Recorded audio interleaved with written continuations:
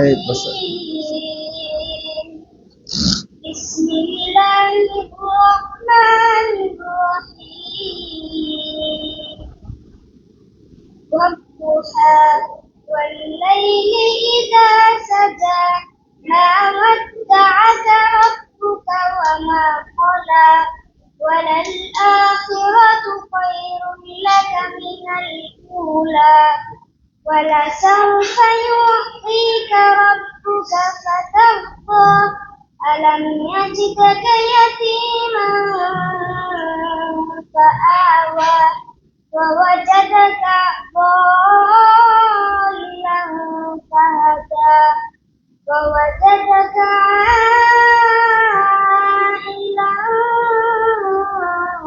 فأغنى فأما اليتيم فلا تقهر وأما السائل فلا تنهر وأما بنعمة ربك فحدث. السلام عليكم ورحمة الله وبركاته. মাশাআল্লাহ কি নাম? আব্দুল্লাহ।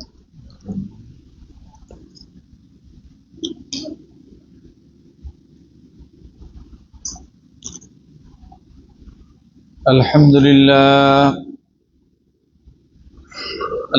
لله نحمده ونستعينه ونعوذ بالله من شرور أنفسنا ومن سيئات أعمالنا ومن يهده الله فلا مضل له ومن يضلله فلا هادي له ونشهد أن لا إله إلا الله وحده لا شريك له ونشهد أن سيدنا ونبينا ومولانا محمدا عبده ورسوله أما بعد فإن خير الحديث كتاب الله وخير الهدي هدي محمد صلى الله عليه وسلم وشر الأمور محدثاتها وكل محدثة بدعة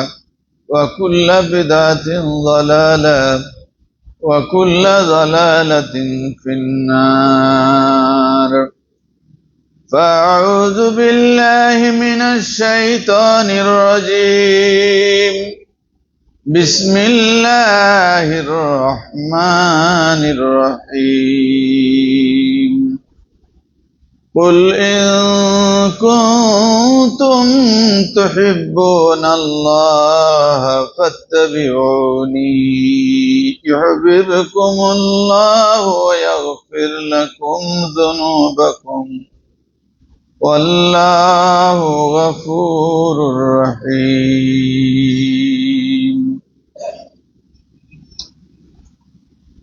الحمد لله والصلاة والسلام على رسول الله আল্লাহ রাব্বুল আলামিনের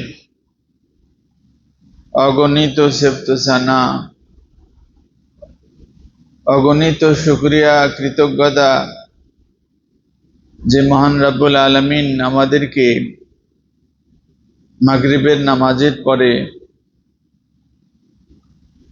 আল্লাহ রাব্বুল আলামিনের কালাম থেকে কিছু আলোচনা শুনবার উদ্দেশ্যে সময় ব্যয় করার জন্য কবুল করেছেন। সবাই বলেন আলহামদুলিল্লাহ।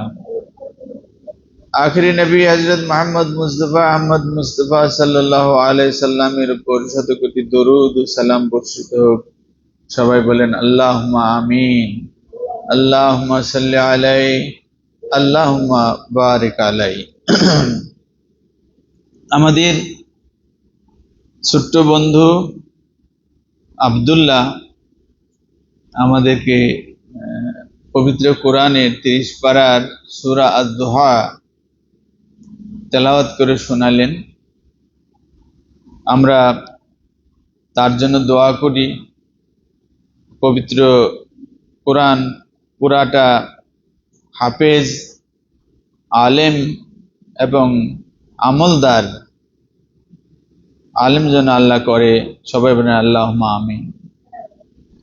আমরা, আপনারা জানেন, আজকে বিশেষ দার্সে একটা বিষয় নিয়ে আমরা আলোচনা করতে চাচ্ছি। সেটা হলো যে প্রচলিত সুন্নি জামাত আর প্রকৃত সুন্নাতের অনুসারী, এর মধ্যে কোনো তফাৎ আছে কিনা, অথবা কারা সুন্নাতের দাবিদার বলে এখন দাবি করতেছে, আর আসলে কারা সুন্নাতের অনুসারী হবে। এই প্রসঙ্গে আমি আপনাদের সামনে সূরা আলে ইমরানের 31 নম্বর আয়াত তেলাওয়াত করেছি। সেই জায়গায় আমাদের এই বিষয়টার প্রাসঙ্গিকতা আলোচনা করা হয়েছে। তারই উপর ভিত্তি করে আমরা আজকের এই দার্স পেশ করব ইনশাআল্লাহ। আমা তাওফিকি ইল্লা বিল্লাহ, আলাইহি তাওয়াক্কালতু ওয়া ইলাইহি উনীব। আল্লাহ রাব্বুল আলামিন বলতেছেন যে কাল কিয়ামতের দিন যদি কেউ নাজাত চায়, এই দুনিয়ায় কেউ যদি শান্তি কামনা করে, তার জন্য সবচেয়ে বড় যে জিনিসটা লাগবে সেটা হলো আমি আল্লাহ রাব্বুল আলামিনের ভালোবাসা। আমি আল্লাহ রাব্বুল আলামিন যদি কাউকে ভালোবাসি, তাহলে সে এই দুনিয়ায় শান্তি পাবে এবং পরকালে জাহান্নাম থেকে মুক্ত হয়ে জান্নাত লাভ করবে। বলেন আলহামদুলিল্লাহ। তো সেজন্য আল্লাহ রাব্বুল আলামিন বলছেন যে আমার ভালোবাসা দরকার। রাসূলুল্লাহ সাল্লাল্লাহু আলাইহি সাল্লাম বলছেন যে আল্লাহ রাব্বুল আলামিন ভালোবাসবেন কিসে? ওখানে সংক্ষেপ করে বলা আছে, যখন বান্দা আদায় করতে থাকে মাফতারাস্তু আলাইহি, আমি যখন তার উপরে কিছু ফরজ জিনিস, বাধ্যবাধকতার কিছু জিনিস দিয়ে দিয়েছি, এগুলো যখন বান্দা আদায় করতে থাকে, তো উহিব্বুহু, আমি তাকে ভালোবাসি এবং সে আমার ভালোবাসার মধ্যে চলে আসে। এরপরে রাসূলুল্লাহ সাল্লাল্লাহু আলাইহি ওয়াসাল্লাম বলছেন, সেই বান্দা এই ফরজগুলোর পরে যখন সে অতিরিক্ত নফল কাজ করতে থাকে, যত নফল কাজ করতে থাকবে ইয়াতাকাররাবু ইলাইয়া, তো তত সে আমার নিকট আসতে থাকে। কেউ 2 রাকাত নামাজ পড়বে, নফল নামাজ, তো 1 ধাপ আগাই গেল। কেউ যদি 10 রাকাত পড়ে, তাহলে 5 ধাপ আগাই গেল। এইভাবে আল্লাহ রাব্বুল আলামিনের তাকাররুব হাসিল করা তার জন্য সহজ হয়ে যায়। এরপরে সাহাবী রাদিয়াল্লাহু তাআলা আনহুকে সামনে রেখে রাসূলুল্লাহ সাল্লাল্লাহু আলাইহি সাল্লাম এই আয়াত যখন শোনাইলেন, তখন তারা আর একটা ডাইমেনশন পাইল। সেটা হলো যে আল্লাহ রাব্বুল আলামিনের এই ফরায়েজ, এই নওয়াফিল, এই যে ফরজ ইবাদতগুলি আছে, নফল ইবাদতগুলি আছে, এগুলো করার জন্য কোন তরিকা আছে, যেই তরিকায় করলে আল্লাহ রাব্বুল আলামিনের মাকবুলিয়াত হাসিল হবে, আল্লাহ রাব্বুল আলামিন আমাদেরকে কবুল করে নেবেন। সেই জায়গায় যে এই আলে ইমরানের এই আয়াতটা আমাদের আজকের প্রাসঙ্গিকতা রাখতেছে, সেখানে বলছেন যে কুল ইন কুনতুম তুহিব্বুনাল্লাহ, হে নবী, আপনি আপনার উম্মতকে জানাই দেন, যদি তারা আমাকে ভালোবাসতে চায়, যদি তারা আমার ভালোবাসা পেতে চায়, তারা আমাকে ভালোবাসবে, আমি তাদেরকে ভালোবাসবো, এই যদি তাদের টার্গেট হয়, তাহলে এটা অর্জন করার উপায় কি? তারা আমাকে ভালোবাসবে, আমি তাদেরকে ভালোবাসবো, এই ভালোবাসাটা, এই মহব্বতটা, এই দরদটা, এটা কিভাবে সম্ভব? তো এই আয়াতে বলছে, হে নবী, আপনি আপনার উম্মতকে জানাই দেন তার একটাই রাস্তা আছে। সেই রাস্তাটা কি? ফাত্তাবিউনি, তারা যেন সবাই আমার ইত্তেবা করে, আমার অনুসরণ করে। এই কথাটা প্রাসঙ্গিকতাটা এই জায়গায় যে ইন কুনতুম তুহিব্বুন আল্লাহ, তোমরা যদি আল্লাহ রাব্বুল আলামিনের ভালোবাসা পেতে চাও, তাকে যদি ভালোবাসতে চাও, তার ভালোবাসার বদৌলতে তোমরা যদি দুনিয়ায় শান্তি চাও, আখিরাতে মুক্তি চাও, তাহলে আমরা ওই হাদিস থেকে অথবা এর আগের যেসব প্রাসঙ্গিকতা আছে সেখানে জানলাম যে কি করতে হবে, আল্লাহ রাব্বুল আলামিনের যত ফরায়েজ আছে সেগুলো আদায় করতে হবে, এরপরে নফল কাজ দিয়ে আল্লাহ রাব্বুল আলামিনের নিকটে যাওয়া যাবে। তো এই জায়গায় দেখেন একটা ফাঁক থেকে যায়। ফাঁকটা হলো যে যারা ধরেন ইহুদি, যারা খ্রিস্টান, যারা কাদিয়ানি, কি যারা হিন্দু বা বিভিন্ন ধর্ম বানানো পরিবর্তিত আসমানি যে কোনো ধরনের ধর্ম পালন করতেছে, তারা আল্লাহ রাব্বুল আলামিনের ভালোবাসা পাওয়ার জন্য কিন্তু তাদের উপরে অর্জিত, তাদের উপরে বর্ধিত অর্পিত যেসব ফরজ ইবাদত গুলো আছে সেগুলো তারা করছে, এবং সাথে সাথে তারা নফল ইবাদত, জনকল্যাণমূলক যেসব কাজ, সেসব কাজ করে ইয়াতাকাররাবু ইলাল্লাহ, আল্লাহ রাব্বুল আলামিনের নৈকট্য হাসিলের জন্য চেষ্টা করছে। যেমন একজন মুসলমান, সে একজন গরিব মানুষকে ধরেন 10,000 টাকা দিয়ে হেল্প করলো। একজন মুসলমান একজন বিধবা মহিলার বিপদ আপদে আগায়া সে 20,000 টাকা দান করলো। কে এতিমখানায় সে 1 লাখ টাকা দান করে দিল। অন্যদিকে আপনি যদি তাকান তাহলে দেখবেন, যেমন ধরেন একজন খ্রিস্টান, সে সেই আফ্রিকার, দক্ষিণ আফ্রিকার কোটি কোটি মানুষ না খেয়ে মারা যাচ্ছে, সে তার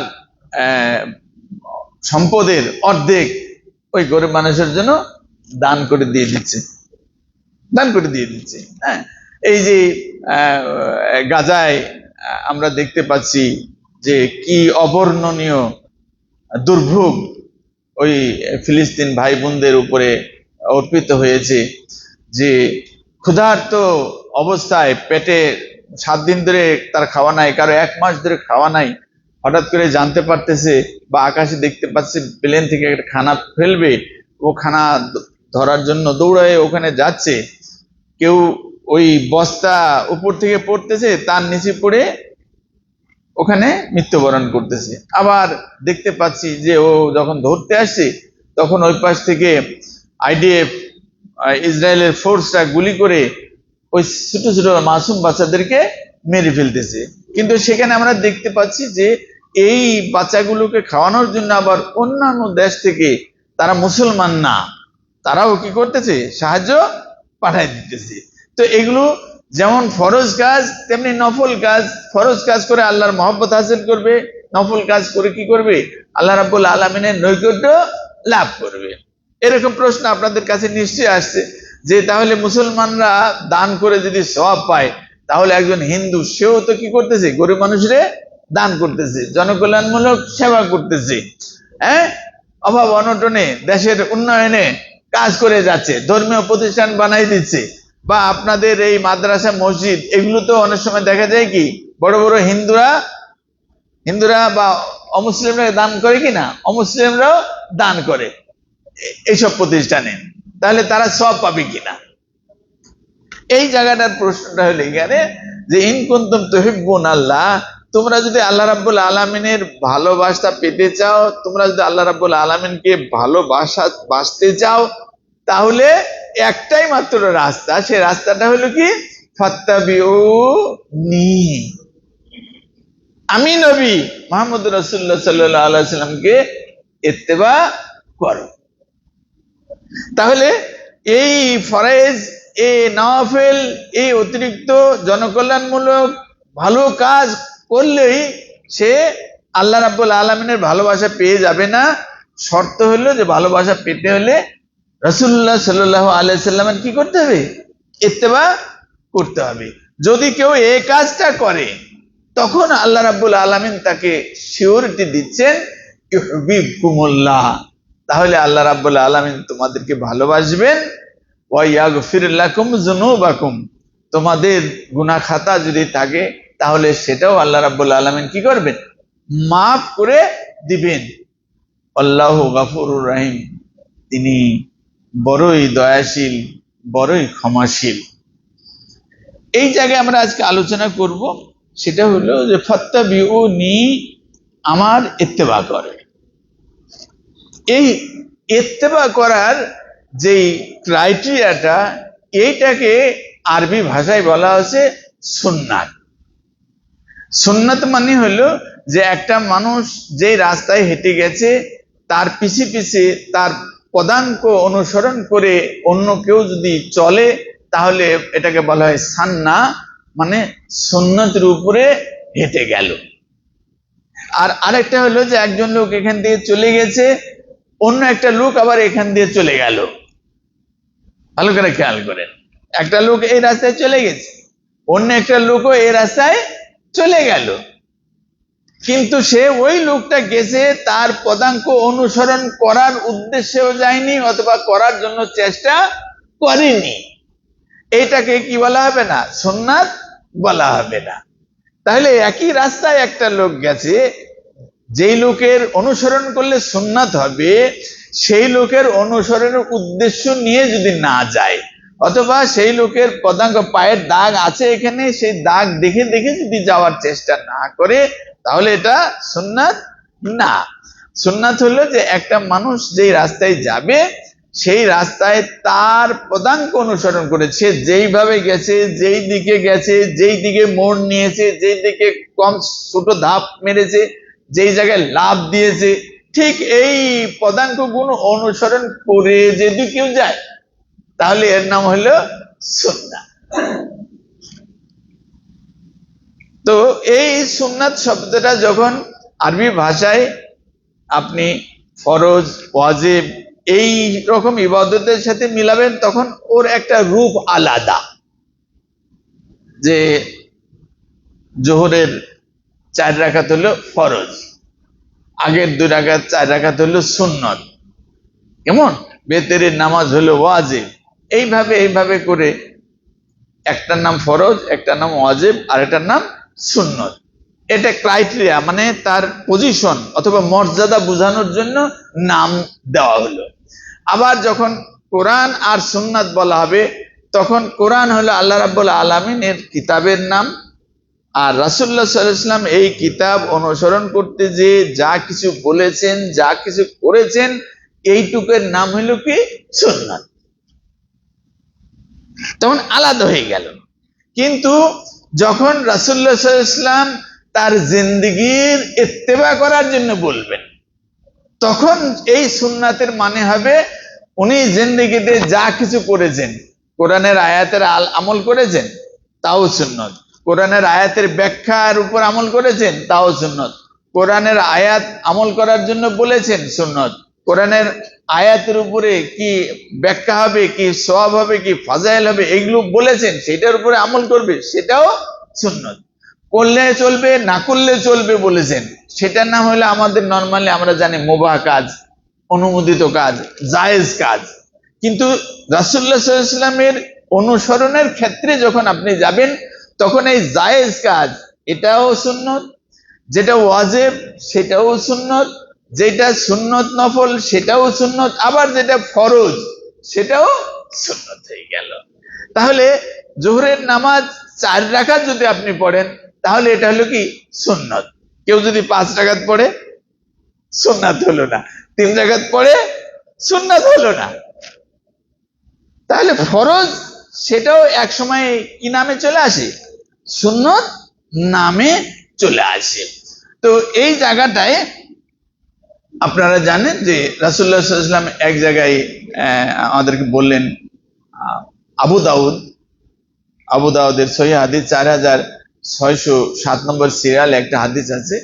তো সেখানে যে রাসূলুল্লাহ সাল্লাল্লাহু আলাইহি ওয়াসাল্লাম বলছেন, আলাইকুম বিসুন্নতি ওয়া সুন্নাতুল খুলাফাইর রাশিদিনাল মাহদিন, যে আমি দুনিয়াতে থাকবো না, কিন্তু তোমরা এই দিনকে মানার জন্য একটা বিশেষ ক্রাইটেরিয়া ফলো করবা, একটা বিশেষ দিক নির্দেশনা ফলো করবা। সেটা হলো আমার জিন্দেগির যত সুন্নাত তরিকা আছে, সেই সুন্নাতের উপরে তোমরা আমল করবা, আমার পরে খোলাফায়ে রাশিদিন আল মাহদিন, 4 খলিফার নাম বলা হচ্ছে। তারা আমার এই সুন্নত প্রতিপালন করার জন্য অতিরিক্ত কোনো সুরাত, অতিরিক্ত কোনো পদ্ধতি যদি তোমাদের কাছে বলে যায়, সেটাও তোমরা অনুসরণ করবা। তাহলে এখানে আলাইকুম বিসুন্নতি, আমার সুন্নত পালন করবা, এর মানেটা কি হচ্ছে? আমি যেভাবে ফরজ কাজ করছি, আমি যেভাবে ওয়াজিব কাজ করছি, আমি যেভাবে সুন্নত আদায় করছি, আমি যেভাবে নফল, মুবাহ, জায়েজ এইসব কাজ করেছি, এই সবগুলো কাজই হয়ে গেল কি সুন্নাত। কিন্তু যখন আবার ওই আরেক হাদিসে আপনারা যখন শুনবেন, তখন বলা হচ্ছে রাসূলুল্লাহ সাল্লাল্লাহু আলাইহি ওয়াসাল্লাম বলছেন যে আলাইকুম তারাকতু ফিকুম আমরাইন লান তাজিল্লু মা তামাসসাকতুম বিহিমা কিতাবাল্লাহি ওয়া সুন্নাতা রাসূলি। তোমাদের কাছে আমি দুটো জিনিস রেখে যাচ্ছি, কেউ যদি সৌভাগ্যক্রমে ওই দুইটা জিনিসকে ধরে রাখতে পারে, তাহলে সে, আমি নবী বলছি, লান তাজিল্লু, কখনো সে পথভ্রষ্ট হবে না, কোন পথভ্রষ্ট হবে না। এক, কিতাব আল্লাহ, আল্লাহ রাব্বুল আলামিনের কিতাব। 2, সুন্নাতা রাসূলিহি, তার রাসূলের সুন্নাত। এই জায়গায় যখন চলে আসবেন, তখন দেখা যাচ্ছে একটার নাম কিতাব, এই কিতাবটা প্রতিপালন করার জন্য রাসূলুল্লাহ সাল্লাল্লাহু আলাইহি ওয়াসাল্লাম তার 23 বছর জিন্দেগিতে যা কিছু করে গেছেন, এই পুরাটার নাম হলো সুন্নাত। তখন বোঝা যাচ্ছে কোরআন আর হাদিস। তা আজকে আমাদের আলোচনার বিষয় যেটা, সেটা হলো যে সুন্নাত তরিকা, মানে রাসূলুল্লাহ সাল্লাল্লাহু আলাইহি ওয়াসাল্লামের জিন্দেগির পুরো চ্যাপ্টার। এই পুরো চ্যাপ্টারটা তিনি ফরজ কিভাবে করেছেন, ওয়াজিব কিভাবে করেছেন, নফল কিভাবে করেছেন, জায়েজ কিভাবে করেছেন, পরিবার পরিজন কিভাবে চালাইছেন, সমাজের সাথে মানুষ কিভাবে চলেছেন, রাষ্ট্রে কি ব্যবহার করেছেন, দুশমনের সাথে তার কি ব্যবহার হয়েছে, বন্ধুদের সাথে কি ব্যবহার হয়েছে, জিন্দেগির এই পুরো চ্যাপ্টারটা সামনে রেখে রাসূলুল্লাহ সাল্লাল্লাহু আলাইহি ওয়াসাল্লামের জিন্দেগিতে যা কিছু করে গেছেন, এই পুরাটার নাম হলো সুন্নাত তরিকা। এখন আমরা যেটা আলোচনা করব সেটা হলো যে আমাদের দেশে কিছু মানুষ আছে, যে মানুষরা ওনারা বলতেছে যে আমরা হইলাম আহলে সুন্নাতুল জামাত, বা পত্রপত্রিকায় আমরা দেখব সুন্নি জামাতের অমুক নেতা এই বলেছেন, সুন্নি জামাতের বক্তব্য হলো এইভাবে কনসাইজ করে আমাদের সামনে উপস্থাপন করা হচ্ছে। তাহলে এই আহলে সুন্নাতুল জামাত বলে আমাদের এখানে যে কিছু লোক বলতেছে, এরা আলাদা কেউ না আমরাও তাদের ভিতরে অন্তর্ভুক্ত, বা আরো কেউ তাদের সাথে আছে কিনা, আজকে শুধু এই জায়গাটা আমরা আলোচনা করব। তাহলে আহলে সুন্নাতুল জামাত এই যে শব্দটা, এই শব্দটা নরমাল উৎপত্তি সম্পর্কে প্রথমে আমরা জেনে নেই। সেটা হলো যে সাহাবী রাদিয়াল্লাহু তাআলা আনহুম থাকলেন, রাসূলুল্লাহ সাল্লাল্লাহু আলাইহি ওয়াসাল্লাম থাকলেন, এক সময়ে রাসূলুল্লাহ সাল্লাল্লাহু আলাইহি ওয়াসাল্লাম চলে গেলেন। তার জিন্দেগি ফলো করার জন্য আমাদেরকে বলা হলো সুন্নাতা রাসূলিহি। ভালো করে খেয়াল করেন, এখানে বলেনি যে সুন্নতি অথবা সুন্নাত মুহাম্মদ ইবনে আব্দুল্লাহ, বলা হয়েছে কি সুন্নাতা রাসূলিহি। মানে রাসূলুল্লাহ সাল্লাল্লাহু আলাইহি ওয়াসাল্লামের যদি জীবন 63 বছর হয়, এই 63 বছরের উনি ব্যক্তিগত জীবন ছিল কত? 40। এরপরে যে 23 বছর, এই 23 বছরটা হলো কি রাসূল, নবী।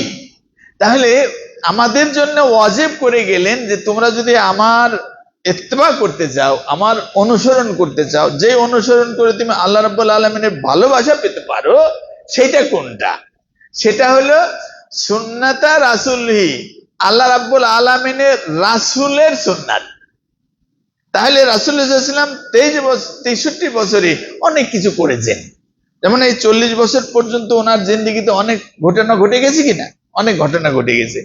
আর এই 40-এর পরে যে 23, এখানেও অনেক ঘটনা আমাদের সামনে আছে।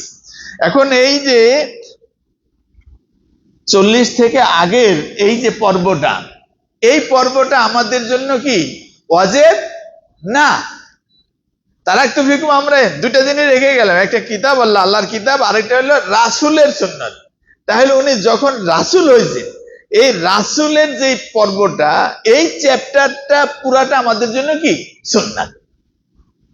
এই 40-এর আগে একবারে এই পুরা যে এক পহেলা 1, 2, 3 সাল থেকে নিয়ে এই পুরা জিন্দেগিটা, এটা আমাদের জন্য কি না সুন্নত না। এই জায়গাটা চর্চা করারও আমাদের কোনো এমন বিষয় নাই। এখন কোনো প্রয়োজনে রাসূলুল্লাহ জানার জন্য, ইতিহাস জানার জন্য আমাদের যদি চর্চা করতে হয়, ওকে, অবশ্যই চর্চা করবেন, কিন্তু ওইটা কোনো মুসলমানের উপরে কি ফরজ ওয়াজিব না। ওখানে কি করছেন না করছে, ওটা আমার দেখার বিষয় না। আমার দেখার বিষয় কি 40-এর পর থেকে। 40-এর পর থেকে, যেমন ধরেন একটা কথা এখানে শেষ করি, যে উনি ওহী লাভ করার জন্য, আপনারা জানেন বুখারীর প্রথম 3 নম্বর যে হাদিস আছে, লম্বা একটা হাদিস, ওহী নাজিল হইল কিভাবে, সেই হাদিসে বলতেছে যে রাসূল, মা আয়েশা রাদিয়াল্লাহু তাআলা বলতেছেন যে রাসূলুল্লাহ সাল্লাল্লাহু আলাইহি ওয়াসাল্লাম তার জিন্দেগীর শেষ দিকে এসে, ধরেন 39 বছর পার হয়ে গেছে, এর পরবর্তী যে সময়টা, এই সময়টায় দেখা গেছে যে উনি একটু একাকী থাকার জন্য, নির্জন থাকার জন্য চেষ্টা করতেছেন। ওনার ভিতরে ওরকম ফিলিংস আছে, অথবা ফ্যামিলির লোকেরা বুঝতে পারতেছে যে উনি কারোর সাথে ওরকম বেশিক্ষণ কথা বলতে রাজি না, বেশিক্ষণ যে আগে যেরকম বসে একটু সালাম কালাম দিতেন, কথা বলতেন, এরকম ভাবে বেশি মিলজুলা আড্ডাবাজি করা বা এই সেই এইরকম সময় দিতে চাচ্ছেন না, একটু নির্জন নির্জন দূরে দূরে থাকার চেষ্টা করতেছেন। এরপরে একটা সময় আসলো, ইবুল খালা, একবারে পুরা নির্জন, রাসূলুল্লাহ সাল্লাল্লাহু আলাইহি ওয়াসাল্লামের কাছে আল্লাহ দিয়ে দিলেন যে তোমার এই সব ছেড়ে চলে যেতে হবে। তো দেখা গেল যে উনি এই সয় সংসার, বাড়ি ঘর, ঝি পুত্র, জামাই মেয়ে, এই সব কিছু ছেড়ে আপনারা জানেন ওই যে হেরা গুহায় চলে গেল। সেই জায়গায় ওখানে কোন হাদিসে বলছে যে 6 মাস পর্যন্ত একাধারে ওখানে থাকতে লাগলেন। সেখানকার করুণ কাহিনী, যারা আপনারা হজে গেছেন অথবা ইউটিউবের মাধ্যমে হজের সিনারি যদি আপনারা দেখে থাকেন, দেখবেন যে ওই হেরা গুহার ওই জায়গাটায় উঠা ছোটা, মানে মোটামুটি 50 বছর পার হয়ে গেছে, এরকম হাজিরা ওই জায়গায় উঠারই সাহস করবে না। তবে বাঙালি বা ভারতবর্ষে হাজি হইলে তারা মনে করে যে মক্কা তোয়াফের চেয়ে বড় তোয়াফ হইল হেরা গুহা দেখা। তারা বহুত কষ্ট করে ওখানে উঠবে। কিছু পাকিস্তানের লোক ওখানে ছোট ছোট সিঁড়ি বানায় রাখছে, আপনার একটু কষ্ট জানি না হয়, বেচারা ওখানে বসে আছে, তার মানে আপনার কষ্ট দূর করলাম, কিছু দিয়ে যান, এরকম মতলব হয়তো আছে। তো এইভাবে ওখানে উঠে যাচ্ছে। আপনাদের জন্য আমি যে কথাটা বলতে চাচ্ছি সেটা হলো যে এরপরে একটা সময় আপনারা জানেন জিবরাইল আলাইহিস সালাম চলে আসলেন এবং সেখানে তাকে ওহী দিয়ে দিলেন, ইকরা বিসমি রাব্বিকাল্লাযী খালাক, খালাকাল ইনসানা মিন আলাক, ইকরা ওয়া রাব্বুকাল আকরাম আল্লাযী আল্লামা বিল কালাম, আল্লামাল ইনসানা মা লাম ইয়ালাম। এই 5টা আয়াত দিয়ে দিলেন। উনি এরপরে কি করলেন, এই আয়াত নিয়ে চলে আসলেন। এরপরের ঘটনা আপনাদের জানা আছে যে উনি অত্যন্ত যা দেখলেন, যা শুনলেন, মানে মানবীয় যেই বৈশিষ্ট্য, গুণ, এটা ওভারকাম করে যাওয়ার মতন একটা অবস্থা, যে আমরা মানুষকে যেভাবে হ্যান্ডেলিং করি, এই অবস্থাটা তার চেয়ে একটু অন্যরকম, ভিন্ন রকম। হাদিসে বলা হচ্ছে যে জিবরাইল আলাইহিস সালামকে উনি 2বার জিবরাইলের সূরাতে দেখেছিলেন। জিবরাইল কেমন, বুঝতে পারছেন? জিবরাইল কেমন? আমরা বেশিরভাগ হাদিসে আছে যে উনি দেহিয়া কালবি নামে একজন সাহাবী ছিলেন, রাসূলুল্লাহ সাল্লাল্লাহু আলাইহি ওয়াসাল্লামের একজন সাহাবীর নাম দেহিয়া কালবি। ওই দেহিয়া কালবি যে রকম দেখতে, ওই রকম একটা সূরাত নিয়ে 3.5 হাত বডির একটা মানুষ, এইভাবে উনি আসতেন। এটা হলো নরমাল ভাবে উনি আসতেন। কিছু সময় দেখা গেছে কেউ দেখতো না, গোপন ভাবে এসে রাসূলুল্লাহ সাল্লাল্লাহু আলাইহি ওয়াসাল্লামের শিয়রের কাছে, মাথার কাছে বসে ওনাকে ওহী নাজিল করে চলে যেতেন। কিন্তু উনি ওনার এই 23 বছরে 2বার দেখেছেন ওনাকে অরিজিনাল সূরাতে, যে এর নাম হইলো জিবরাইল। তার একটা হইলো এই হেরা গুহায় যেই দিন উনি প্রথম আসতেছেন সেই দিন উনি ওনাকে দেখেছিলেন, আর একটা দেখেছিলেন মেরাজে যখন গেলেন তখন। তো এই জায়গাটাই বর্ণনা দিতে যে মুসনাদে আহমদের হাদিসের মধ্যে বলছে যে জিবরাইল আলাইহিস সালাম রাসূলুল্লাহ সাল্লাল্লাহু আলাইহি ওয়াসাল্লাম হেরা গুহার ভিতরে আছে। আপনারা ওখানে দেখতে পাচ্ছেন একটা ইউটিউবের ভিতরে যে 2টা পাথর এইভাবে হয়ে আছে, এর মাঝখানে একটা লোক মোটামুটি দাঁড়াইয়ে নামাজ পড়তে পারে। তবে 5 ফিট 6 ফিট হইলে ভালো হয়, 8 ফিট 9 ফিট মানুষের যদি হয় তাহলে ওখানে একবারে নুজু হয়ে নামাজ পড়া লাগবে। এই জায়গাটা উনি ইবাদত বন্দি করতেছেন। এখান থেকে উনি দেখতে পাচ্ছেন একটা আওয়াজ আসলো, এরপরে তাকাইলেন, তাকাই দেখলেন যে এমন একটা কিছু যে সেই আসমান জমিন পুরোটা ঢেকে ফেলেছে। আসমান জমিন পুরোটা ঢেকে ফেলেছে। এরকম একটা প্রাণী, এরকম একটা দৈহিক দত্ত দেব, এরকম একটা কিছু উনি দেখতে পেলেন।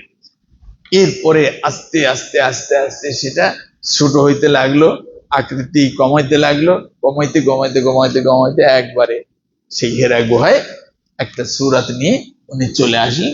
এসে তারপরে পয় পরিচয় হইলো, এই হইলো সেই হইলো, এসব কিছু ঘটনা এখানে ঘটে গেল।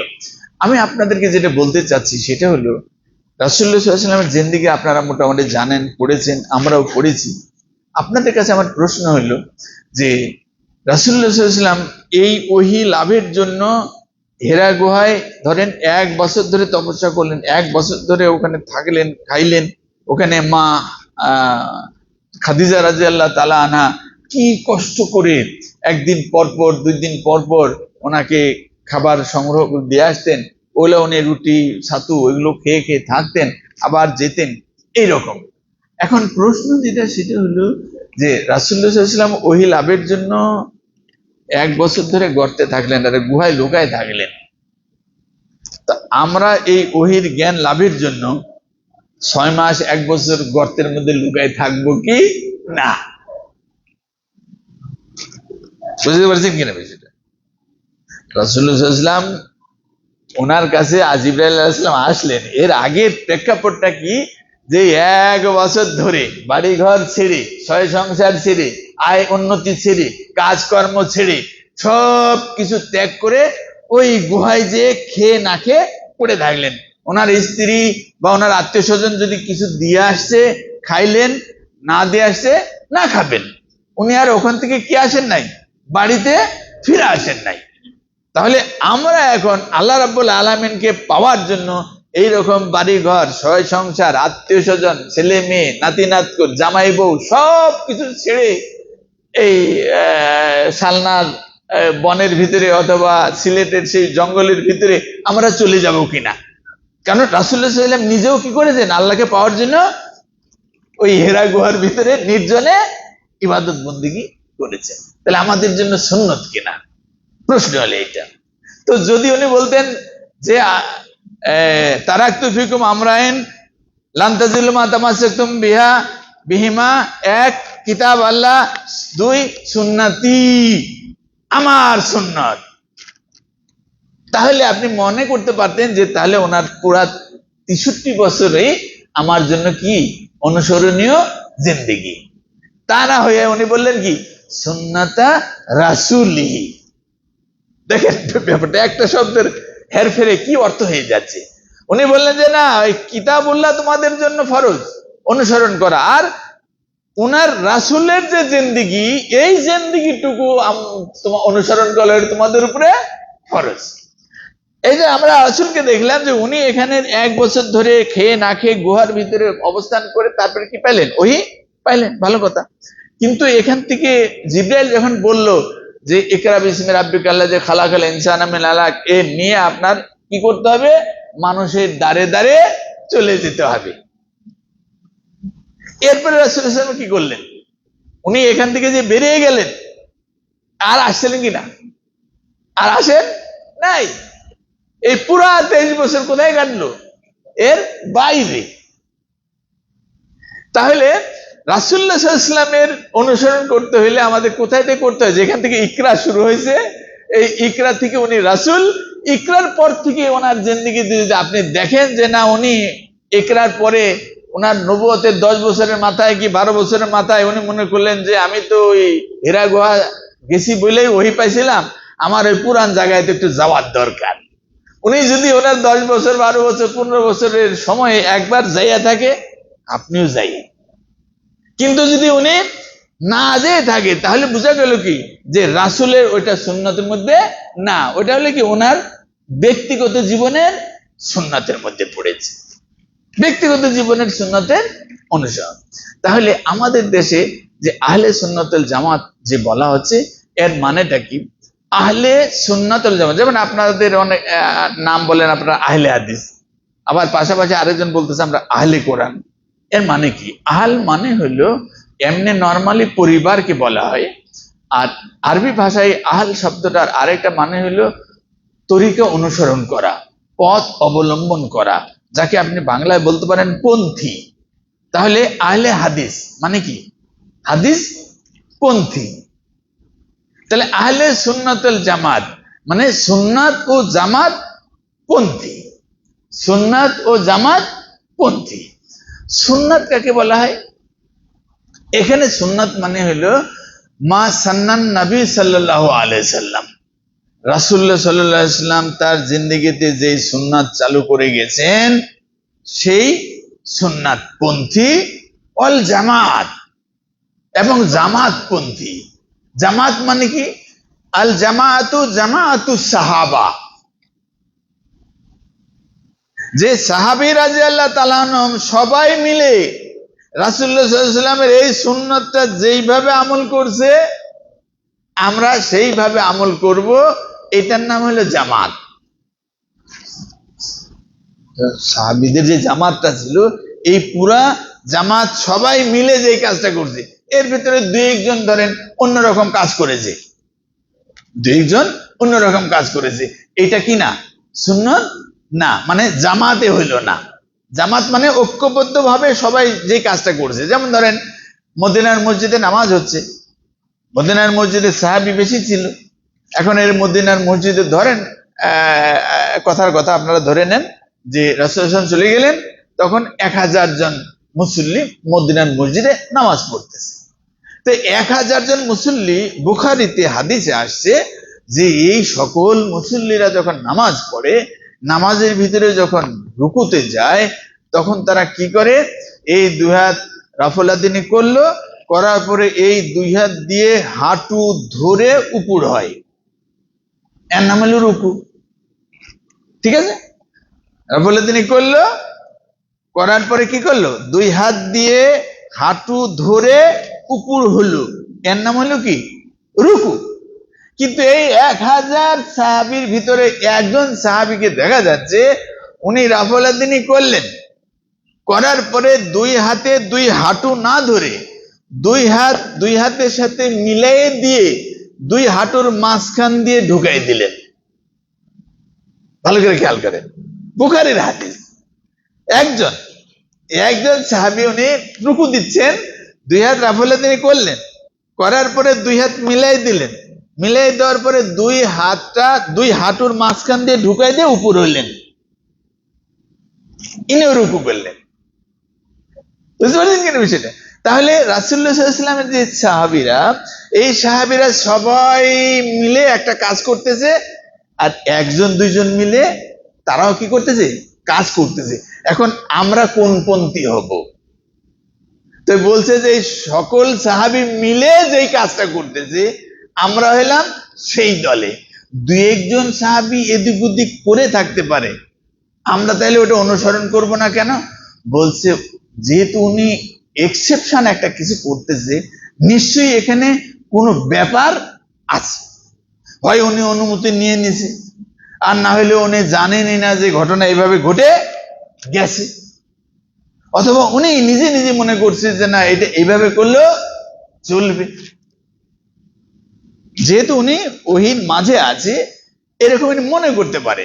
যেমন ধরেন আপনারা জানেন যে সূরা নাস আর সূরা ফালাক বলে দুটা সূরা আছে কোরআনের 114 সূরার সর্বশেষ সূরা, নাকি? হাফেজ সাহেব কোন সূরায় কোন পারায় আছে? 30 নম্বর পারায় আছে।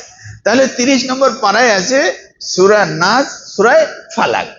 এখন এই দুইটা আয়াতের শানে, সূরার যদি শানে নজুল করেন আপনারা, সেখানে দেখা যায় শানে নজুল হইল যে রাসূলুল্লাহ সাল্লাল্লাহু আলাইহি ওয়াসাল্লামের উপরে জাদু টুনা করা হয়েছিল, সেই জাদু টুনায় যেই ধাগা দিয়ে সুতা দিয়ে তাকে জাদু করা হয়েছিল, সেই সুতার ভিতরে 11টা গিট্টু দিয়ে, এভাবে গিট্টু দিয়ে 1 2 3 4 11টা গিট্টু দিয়ে ওই দূরে একটা কূপের ভিতরে ফেলে দিয়েছিল। যে রাসূলুল্লাহ সাল্লাল্লাহু আলাইহি ওয়াসাল্লামের উপরে জাদু টুনা করা হলো, উনি অস্বস্তি বোধ করতে লাগলেন। এই অসুস্থতা দূর করার জন্য আল্লাহ রাব্বুল আলামিনের পক্ষ থেকে এই দুইটা সূরা নাজিল হলো। এই দুই সূরার ভিতরে মোট 11টা আয়াত আছে। তো এই আয়াত নাজিল হলে রাসূল সাল্লাল্লাহু আলাইহি ওয়াসাল্লাম হযরত আলী রাদিয়াল্লাহু তাআলা আনহুকে বললেন যে তুমি একটা করে আয়াত পড়ো আর আমার উপরে ফু দাও, একটা করে আয়াত পড়ো আমার উপরে ফু দাও। তো 11টা আয়াত পড়লেন, আর ওই সেই সুতাটাও নিয়ে আসা হলো, ওই সুতার গিট্টু খোলো। যখন গিট্টু খোলা হয়ে গেল, ফু মারলেন 11টা, আল্লাহ রাসূল সাল্লাল্লাহু আলাইহি ওয়াসাল্লাম কি হলেন? ভালো হয়ে গেল। এখন এই দেখে অনেকেই তো আমরা মনে করতে পারি যে এই দুইটা সূরা আসলে কিসের সূরা? জাদু টোনা ছুটানোর সূরা। এখনো পর্যন্ত অনেক কবিরাজ অনেক পাবেন আপনারা যারা এরকম জাদু টোনা হইলে এই সূরা মেরে দেয়, আল্লাহ রহমত ভালো হয়ে যায়। বুঝতে পারছেন কেন বিষয়টা? এখন সমস্ত সাহাবী, এই 1000 জন সাহাবীর সমস্ত সাহাবীরা মনে করে যে এটা কোরআনের একটা অংশ, এটা কোরআনের অংশ। কিন্তু এই একজন সাহাবী আব্দুল্লাহ ইবনে মাসউদ রাদিয়াল্লাহু তাআলা আনহু বড় মুফাসসির, উনি রাসূলুল্লাহ সাল্লাল্লাহু আলাইহি ওয়াসাল্লামের কোরআন নিজে হাতে লিখতেন। রাসূলুল্লাহ সাল্লাল্লাহু আলাইহি ওয়াসাল্লামের উপরে কোরআন নাজিল হচ্ছে, উনি কি করলেন? কোরআন লিখলেন। আলী রাদিয়াল্লাহু তাআলা আনহু তিনিও লিখলেন। এরকম ভাবে বিভিন্ন সাহাবীরা নিজেরাও কোরআন লিখে রাখতেন নিজেদের কাছে। তো ইনি যে কোরআন লিখছেন, এই কোরআন পরে আমরা পাইলাম, আমরা পাবো কিনা? পাইলাম। উনি রেখে গেছেন, উনি মারা চলে গেছেন দুনিয়া থেকে, আমরা ওনার এই কোরআন পাইলাম। ওই কোরআনে দেখতেছি কোরআনে হলে 112 সূরা। বুঝতে পারছি এটা? কোরআনে 112 সূরা। ওই যে সূরায়ে ফালাক আর সূরায়ে নাস, এটা ওনার কিতাবে নাই, এই কোরআনের মধ্যে নাই। তো কেন নাই? বলছে যে উনি মনে করেন যে এটা কোরআনের আয়াত না, এটা হলো কি জাদু টুনার দোয়া। বুঝতে পারছেন কি বিষয়টা? যেহেতু জাদু টুনার ঘটনা ঘটছে এবং ওই সুতা এনে 11টা গিট্টু খুললো এবং আলী রাদিয়াল্লাহু তাআলাকে বললো তুমি একটা করে আয়াত পড়ো, আমারে ফু মারো আর গিট্টু খুলো। এইভাবে পড়তে পড়তে 11 আয়াত শেষ, গিট্টু খোলা শেষ, রাসূলুল্লাহ সাল্লাল্লাহু আলাইহি ওয়াসাল্লামের জাদু টুনাও শেষ, আলহামদুলিল্লাহ। তো এই দেখে উনি মনে করেছেন কি, উনি নিজে লিখতেছেন কোরআন, বাট উনি মনে করতেছেন যে এইটা তো কোরআনের আয়াত না, এটা কি জাদু টুনার দোয়া। জাদু টোনা যদি কার উপরে হয় তাহলে এই সূরা পড়ে মারলেই সে জাদু কি হয়ে যাবে? ভালো হয়ে যাবে। এই জন্য ওনার কোরআনে কি ওই 2 সূরা নাই। এখন আহলে সুন্নাতুল জামাত কারা? যারা হইল রাসূলুল্লাহ সাল্লাল্লাহু আলাইহি ওয়াসাল্লামের যত সুন্নাত জিন্দেগীর আমল আখলাক আছে সব মানবে, এবং এই মানার তরিকাটা কিভাবে মানবে সেটা হলো যে এই সমস্ত সাহাবীরা মিলে যেটা বলছে আমরা হলাম সেইটা। ওই 2-1 সাহাবী উল্টাপাল্টা বলে থাকতে পারে, আমরা বলবো না যে উনি ভুল করেছে, আমরা বলবো কি এটা এক্সেপশনাল কেস, এটা ব্যতিক্রম একটা ঘটনা। এই ঘটনার পিছনে নিশ্চয়ই রাসূলুল্লাহ সাল্লাল্লাহু আলাইহি ওয়াসাল্লামকে যদি জানাই থাকে, উনি ব্যক্তিগতভাবে বলে আছে ঠিক আছে যা বলে দিতে পারে, কিন্তু সবার জন্য তো এই অর্ডার না। বুঝতে পারে? সবার জন্য, যেমন কুরবানির ব্যাপারে আপনারা জানেন যে সবাই বলে দিলেন যে ছাগল 1 বছর না হইলে তোমরা কি দিও না? কুরবানি দিও না। হ্যাঁ, গরু ওরকম যখন বাছুর হয়ে যায় 2 বছর দাঁত আসবে তখন তোমরা গরুরে কুরবানি দাও। উট এরকম 5 বছর গেলে তারে কি কর? কুরবানি দাও। তাহলে এক সাহাবে এসে বললো যে ইয়া রাসূলুল্লাহ, আমার কাছে কুরবানি তো দেওয়ার দরকার, কিন্তু 1 বছরের তো মাল নাই। কিরকম আছে? 6 মাস, কিন্তু দেখতে শুনতে মোটা সোটা। বুঝতে পারছেন কি? তো স্পেশালি রাসূল সাল্লাল্লাহু বলেন যে আচ্ছা ঠিক আছে তুমি ওইটা দিই কুরবানি করে।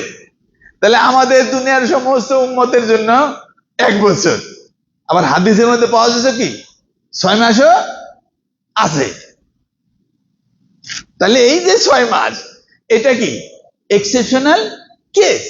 রাসূলুল্লাহ সাল্লাল্লাহু আলাইহি ওয়াসাল্লাম ব্যক্তিগতভাবে কারো সুবিধা অসুবিধা দেখা তাকে স্পেশালি অর্ডার দিয়ে দিচ্ছে, এরকম উনি ওইটা করতেছে, উনি ওইভাবেই আগাচ্ছে। বাকি এই যে 999 জন সাহাবী তারা সবাই মিলে এক রকমের আমল করে, এক রকমের কথা বলে, সুন্নতটা এইভাবে মানে। তাহলে আমাদের ওই সুন্নত মানতে হবে কিভাবে? ওইভাবে। এই জন্য এরা বলতেছে যে আহলে সুন্নাত ওয়াল জামাত।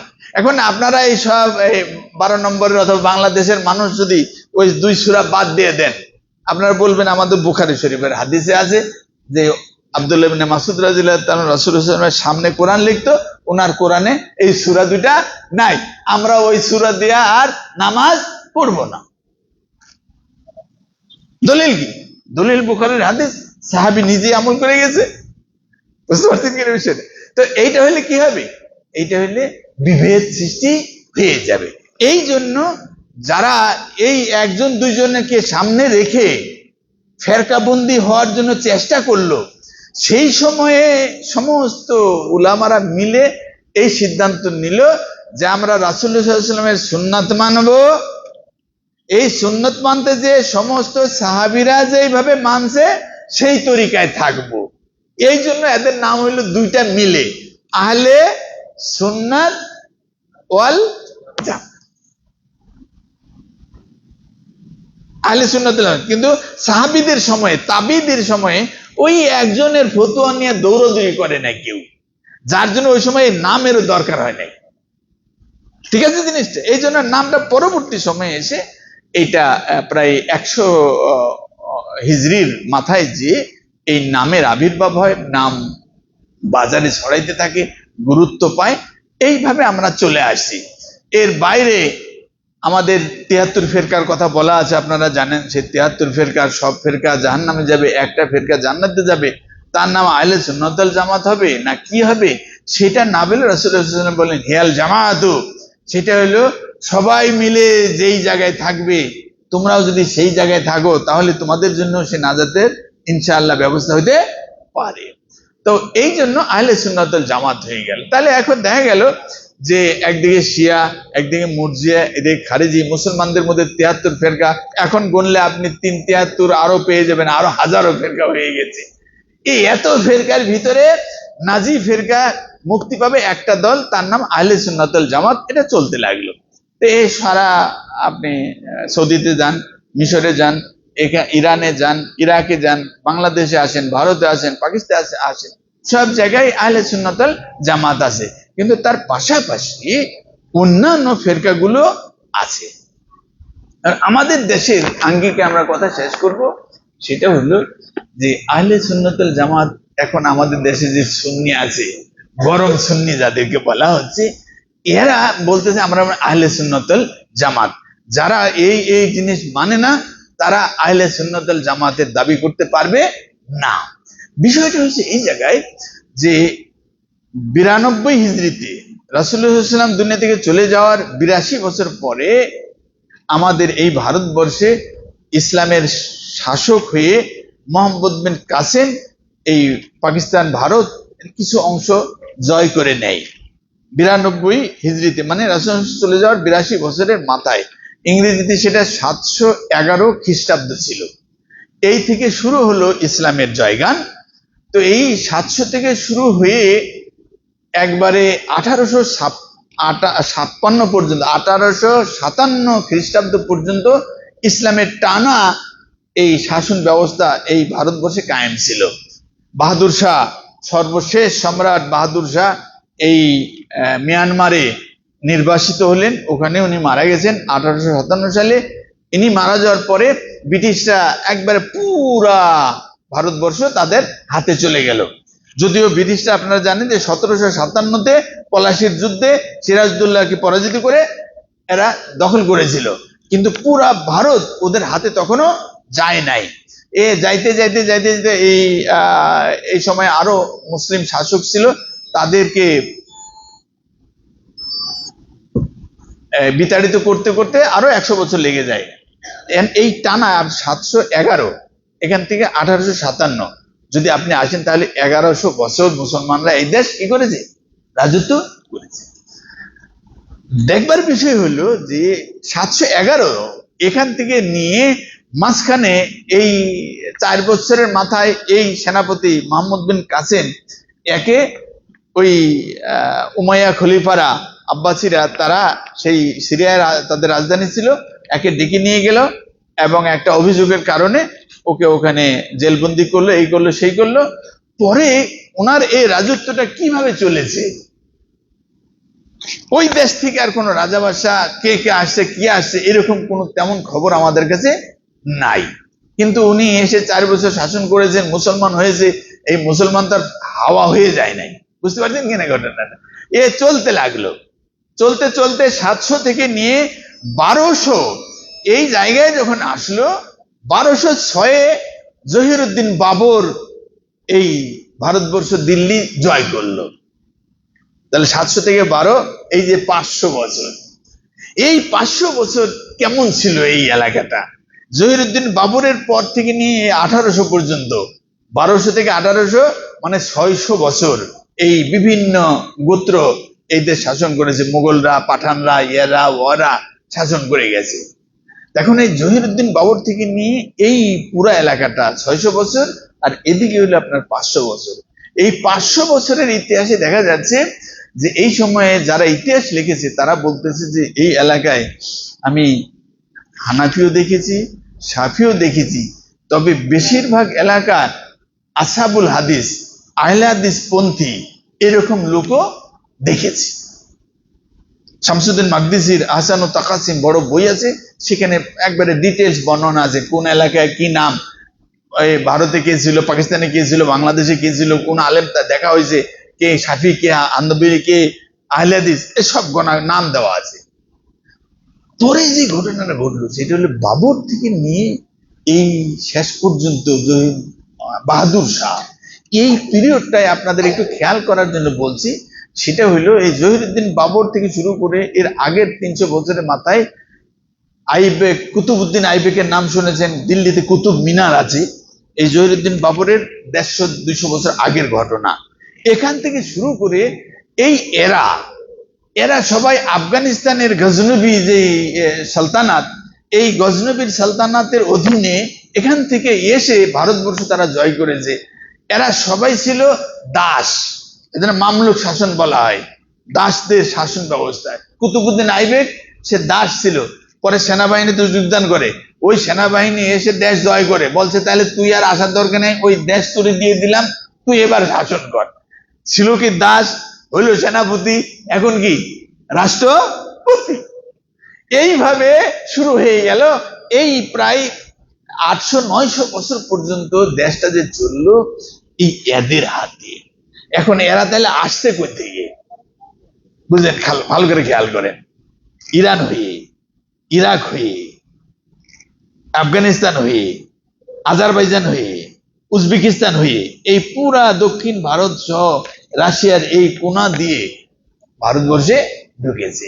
যার জন্য এদের ভিতরে আপনি ওই যে আহলে সুন্নাত ওয়াল জামাত, ওদের বাইরের যে লোকগুলোর থুয়ে আসছিলেন, তারা কোথায় আছে?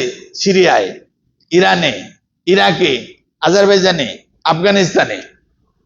তো এদিক থেকে যখন রাজারা বাদশারা আসলো, তুর্কিরা আসলো, শাসন করলো, তো এই দেশে যে এখন রাজায় বাংলাদেশ জয় করে ফেলাইলো, এখন বাংলাদেশের লোক আমি মুসলমান হয়ে গেলাম, তো বলছে ভালো কথা, কালকে থেকে নামাজ পড়ার দরকার, আপনি নামাজ পড়ার জন্য, আমি তো নামাজ জানি না।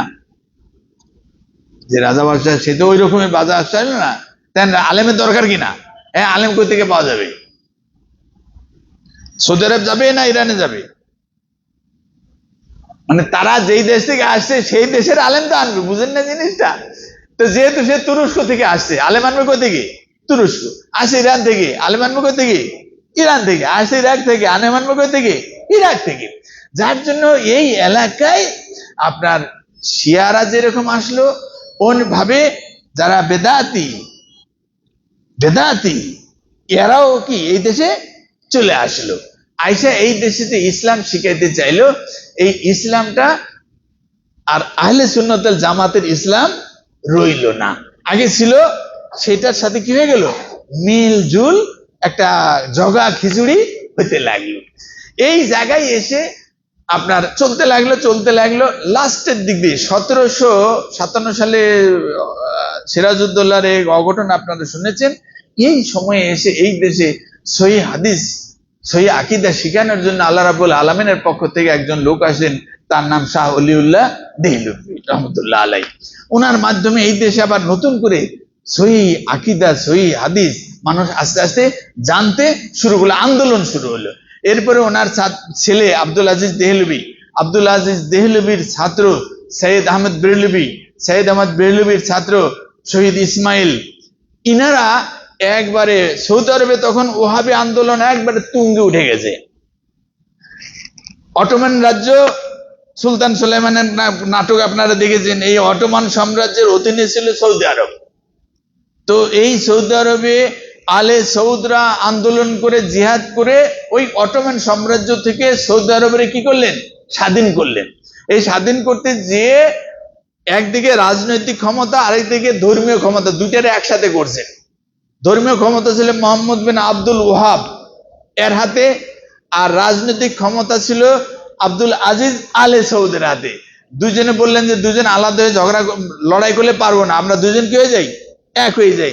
ধর্মের যত ফতোয়া দিবেন আপনি, আর লাঠির ফতোয়া দিব আমি। এই দুইজনে মিলে রাইহে এই উসমানী খেলাফত থেকে কি হলো, জয় হয়ে গেল সৌদি আরব। এই জয় করলো, সারা বিশ্বে নাম হয়ে গেল যে ওখানে খালি আলে সৌদ পারে নাই, আরেকজন হুজুর আছে। হুজুরের নাম কি, মোহাম্মদ। কিভাবে চেনা যাবে, ওহাবি। তাহলে সৌদি আরব যে স্বাধীন হয়েছে কাদের আন্দোলনে, ওহাবিদের আন্দোলনে। ব্রিটিশ, আমেরিকা, রাশিয়া সব জায়গায় ছড়াছড়ি হয়ে গেল। যেমন আফগানিস্তান, যেই জয় করে থাকুক নাম কি, তালেবান। কিন্তু তালেবান মানে কি, তালেবান মানে হলো ছাত্র। এই যে 24-এর গণ আন্দোলন হয়েছে, এরা আন্দোলন করছে কারা, ছাত্ররা। কিন্তু খালি ছাত্র ছিল, খালি ছাত্র তো ছিল না, কিন্তু ছাত্ররা শুরু করছে, এই জন্য ছাত্রদেরই নাম হয়ে গেছে তালেবান। তালেবান কি সবাই ছাত্র, ছাত্র না, কিন্তু এখন শাসনের নাম কি, তালেবান শাসন। ঠিক এইভাবে ওহাবি নাম করে ফেলাইলো। ওদের কাছ থেকে উদ্বুদ্ধ হয়ে এই সৈয়দ আহমদ আর শহীদ ইসমাইল, ইনারাও এই দেশে রাজনৈতিক এবং ধর্মীয় সংস্কার শুরু করলেন। তখন এই শহীদ ইসমাইল উনি একটা বই লিখলেন, তরিকায়ে মোহাম্মদী। ওনার বইয়ের নাম তরিকায়ে মোহাম্মদী।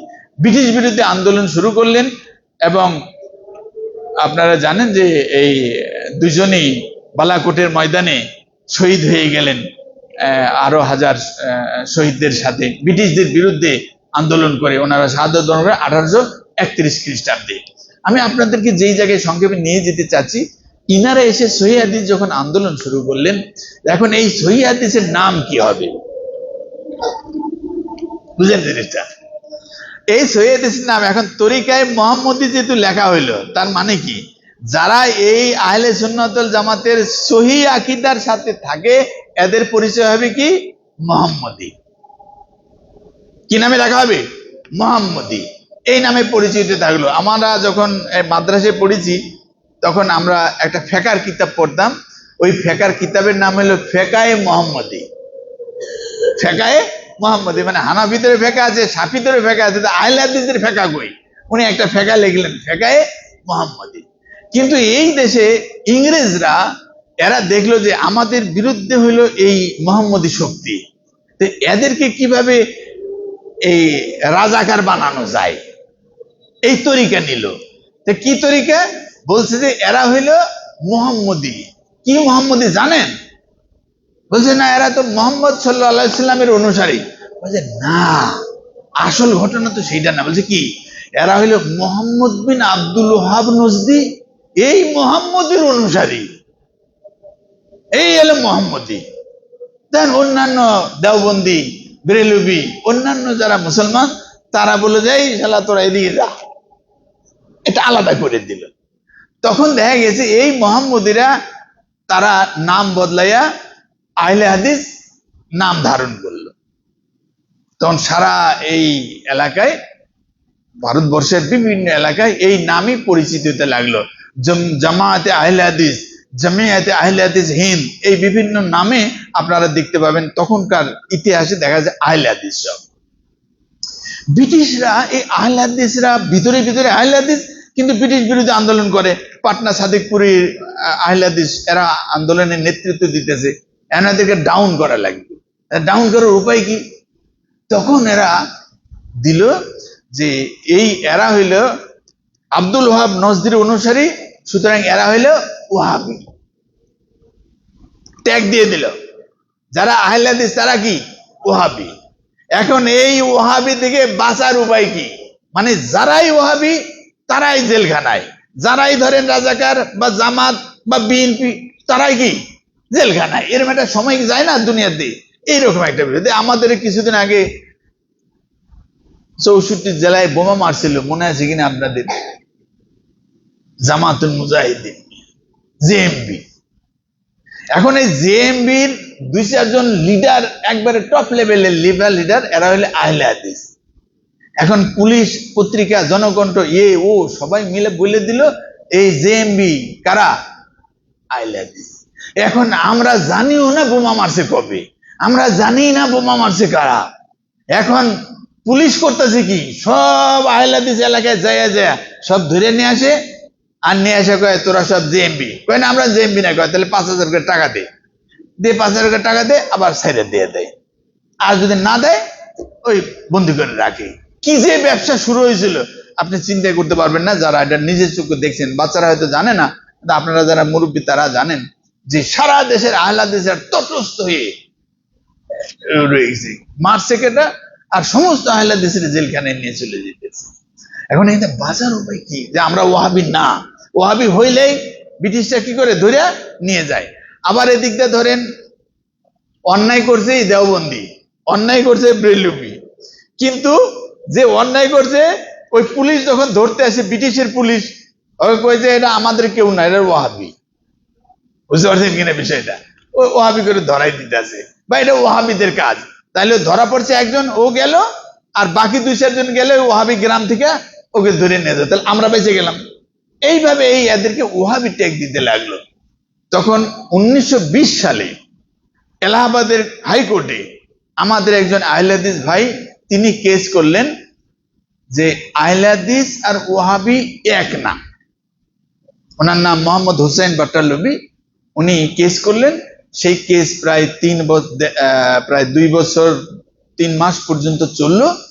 এই চলে হাইকোর্টের রায় পাওয়া গেল যে আহলে হাদিস আর ওয়াহাবি এক না। এই ফতোয়ার মাধ্যমে কি হইলো, যে যারা ওয়াহাবি নামে পরিচিত হয়েছে, নামের নিচে ওয়াহাবি লেখা আছে, ওরা তো গেছে যাক, কিন্তু বাকি আমরা সাধারণ যে এই হাজারো জনতা আছি, আমরা আহলে হাদিস ওয়াহাবি থেকে বাইচে গেলাম। কিন্তু ওই রায় থেকে এখন আপনারা শুনবেন বিভিন্ন জায়গায় ওয়াজে মাহফিলে বড় বড় বক্তা, ভাইরাল বক্তা, ওরা বলে এই আহলে হাদিসের জন্ম কয় বছর ধরে আপনারা জানেন? এরা তো ভারতবর্ষে জন্ম হয়েছে মাত্র 200 বছরের।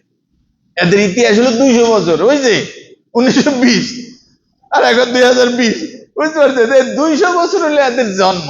আর আমরা হইলাম আবু হানিফার লোক। রাসূলুল্লাহ সাল্লাল্লাহু আলাইহি ওয়াসাল্লাম কোন যুগে আমাদের জন্ম? আজ থেকে 1500 বছর আগে আমরা। আর এরা 200 বছর। এরা বেদাতি না, আমরা বেদাতি। বুঝতে পারছেন? কিন্তু ঘটনা হলো এইটা।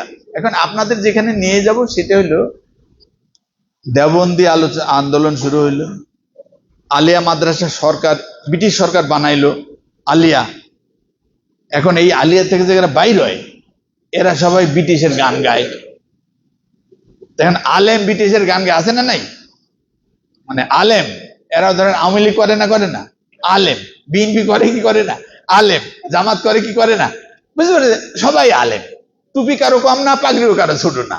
এখন সবাই এরকম যখন হয়ে গেছে, তখন যে বিপদে পড়ে গেল আলেমরা, তখন এই আলেমরা মিলে দেওবন্দ মাদ্রাসা বানাইলো, কওমি মাদ্রাসা বানাইলো। যে ওইখান থেকে যারা আলেম বাইরে সব ব্রিটিশের গান গায়, ও তো কাজ হবে না আলেম দেয়া, তাহলে কওমি আলেম বানাও। এরা কওমি আলেম বানাইতে লাগলো।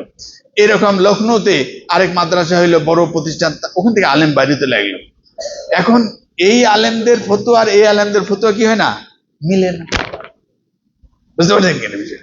ওদিক দিয়ে শাহ ওলিউল্লাহ যে মাদ্রাসা বানাইছে, আন্দোলন শুরু করছে, ওই আন্দোলন তো ব্রিটিশরা বালাকোটে শহীদ হয়ে গেল, আন্দোলন তো চলতে লাগলো। এরা কয় আমরা সহি আকীদার লোক, একবার কয় মোহাম্মদী, বাদ গেল ওয়াহাবি, বাদ গেলে এখন কয় আমরা কি আহলে হাদিস। ক্লিয়ার? এখন এদেরকে টেক্কা দেওয়ার জন্য এই সৈয়দ আহমেদ বেরেলভি, যে এলাকার লোক, শহীদ হয়েছিল 1831-এ শহীদ ইসমাইলের সাথে, এই এলাকার আরেকজন আলেম তৈরি হলো, ওনার নাম সৈয়দ আহমদ রেজা খান। সৈয়দ আহমদ রেজা খান, কিন্তু উনি যেহেতু বেরেলভীর, ওনার নামের সাথে হলো সৈয়দ আহমদ রেজা খান বেরেলভী। ইনি নতুন করে একটা ফর্মুলা তৈরি করলেন, সেই ফর্মুলাটা দুনিয়ায় সবাই চিনে ফেলাইলো, যার জন্য এখন নাম হয়ে গেল বেরেলভী মতবাদ। দেওবন্দি এরা হলো বেরেলভী। এই বেরেলভী কিন্তু এর আগে শহীদ হয়ে গেল আরেকজন, ওনার নাম কিন্তু আর জগতে জানলো না, কারণ কি উনি সহিহ আকীদার লোক। ওরা কেউ চিনলে চিনলো, না চিনলে আর চিনানোর দরকার নাই। আইসে এই মুসলমানদেরকে একটা নতুন ফর্মুলায় নিয়ে চলে গেলেন, সেটা হইল যে রাসূলুল্লাহ সাল্লাল্লাহু আলাইহি ওয়াসাল্লামের মহব্বত, সাহাবীদের মহব্বত, পীর আউলিয়াদের মহব্বত, এদের মহব্বতটা এমন ভাবে জাহির করতে হবে যে তাহলে আমার দিলের ভিতরে ঈমান তাজা আছে, এটা প্রমাণ পাবে।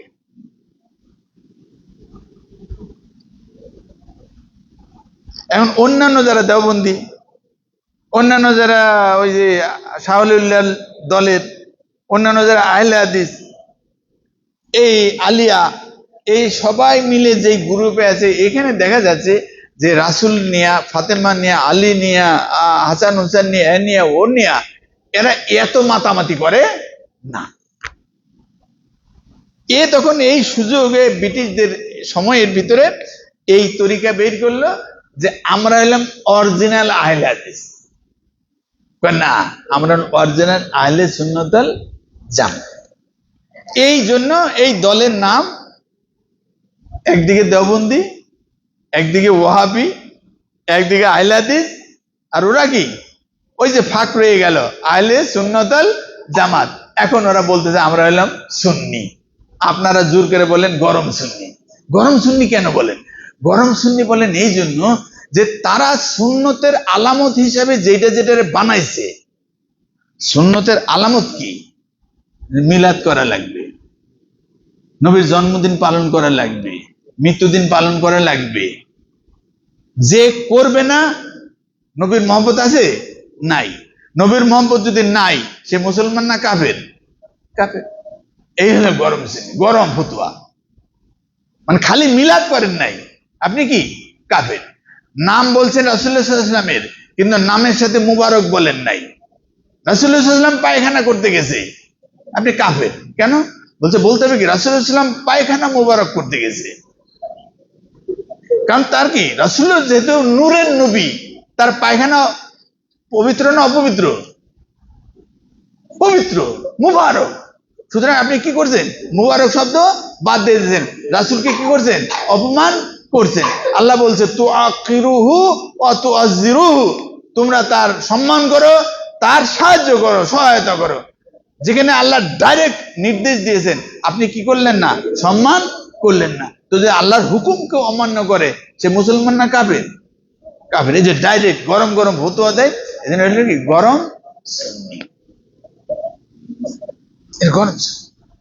এখন আহলে সুন্নাত ওয়াল জামাত, যারা প্রকৃত আহলে সুন্নাত ওয়াল জামাত বা সুন্নাত পন্থী, তারা কারা? তারা হইল ওই জায়গাতে যখন এটা সৃষ্টি হয়েছে, ওই জায়গায় আপনারা চলে যাবেন। ওই জায়গায় গেলে আপনারা ফতোয়া শেষ।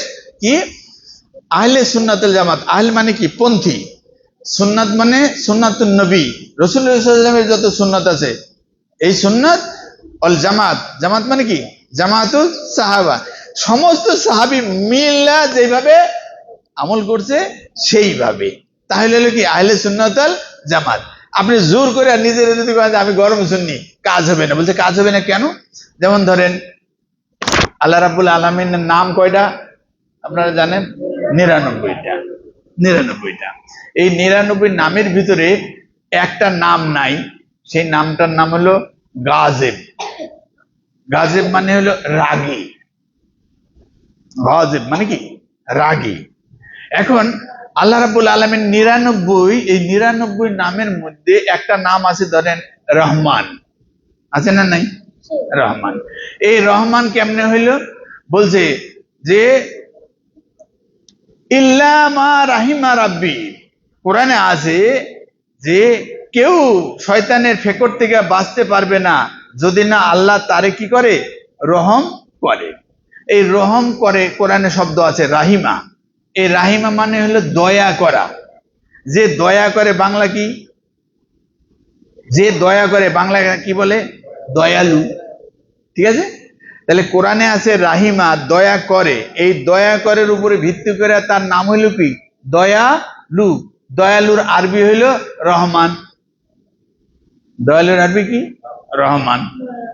এখন কোরআনে আপনার গাজিবা শব্দ আছে।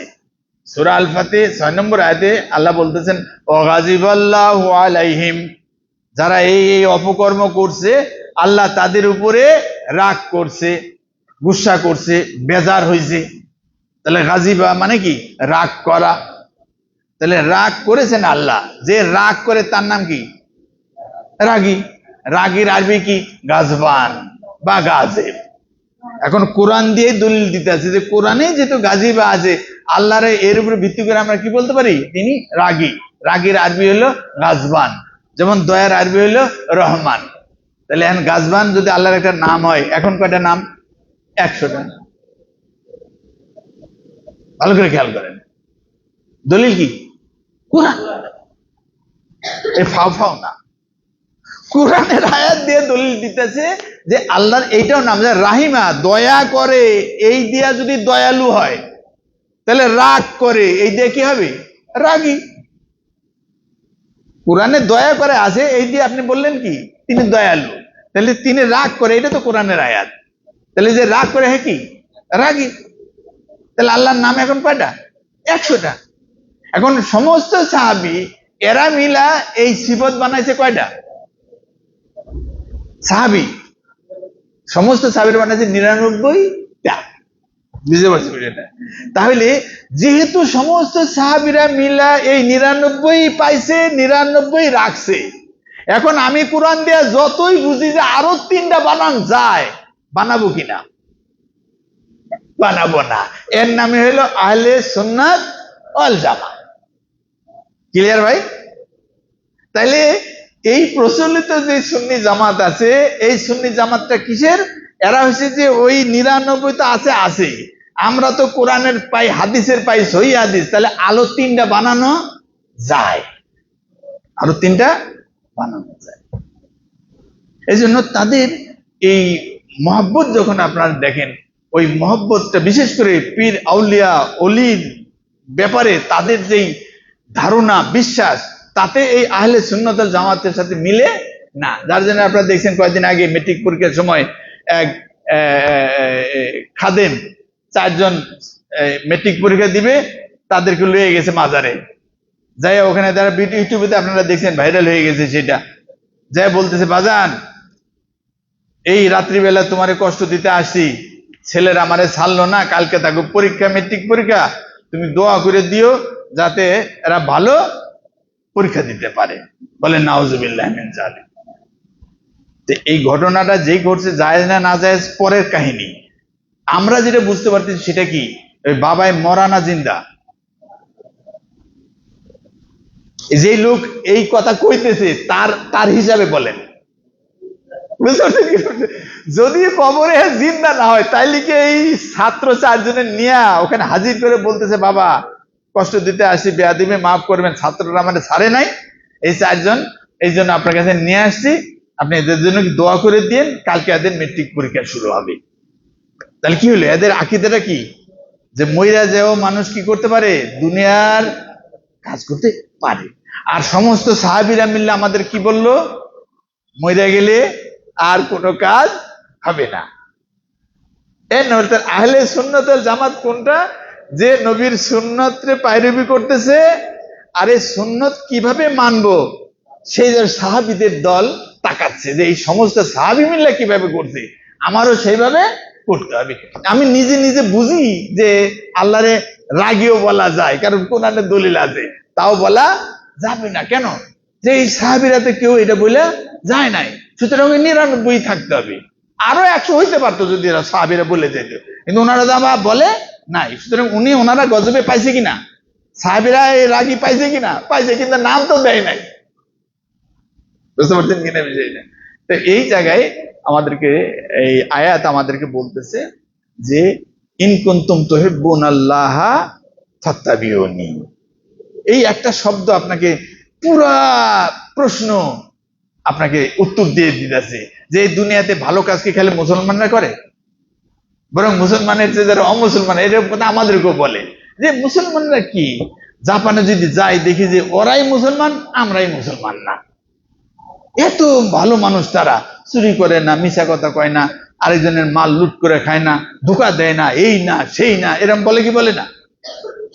তাইলে ওরাই হলো আসল, আমরা কিছু না। কিন্তু রাসূল সাল্লাল্লাহু আলাইহি ওয়াসাল্লাম বলতেছে যে যত ভালো কাজ আছে এই ভালো কাজের বদলা যদি তুমি পাইতে চাও তাহলে রাস্তা একটা, ফাত্তাবিউনি। এটাই হলো আহলে সুন্নাত ওয়াল জামাত, যারা তারাই এই রাস্তায় থাকবে। কারণ তারা কি চায়? সুন্নতের তরিকা মানবে। আর মানবেটা কিভাবে? সমস্ত সাহাবী মিলে যেভাবে মানছে। দুই একজন মানছে কিন্তু তাদের মানাটা একটু উল্টা পাল্টাও হইতে পারে।